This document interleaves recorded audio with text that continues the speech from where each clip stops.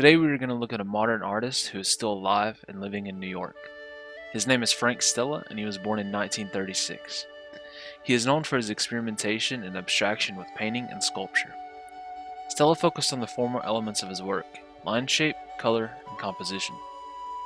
He wanted to minimize not only recognizable imagery, but even the evidence of brushwork. He always said that a painting is a flat surface with paint on it. He didn't want people to make more of it than it was. He wanted viewers to see the whole idea without any confusion. Stella's other famous quote is, "What you see is what you see." In his Protractor series from 1967 to 1969, with additional works until 1971, Frank Stella introduced the arcs and curves that can be created with a protractor, but also the straight edges as well.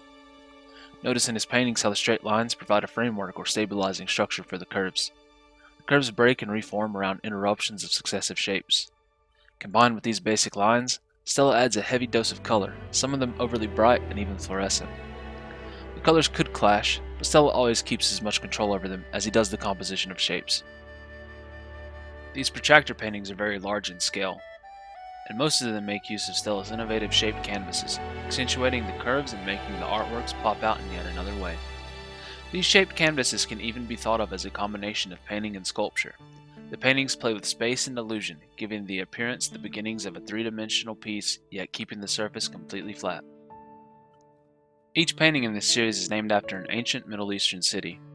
Stella had just visited Iran and took note of the old Persian city's circular plans, whose paths interlaced and interweaved, like snakes swallowing their tails, he said. One more Frank Stella quote: "Making art is complicated because the categories are always changing. You just have to make your own art, and whatever categories it falls into will come later."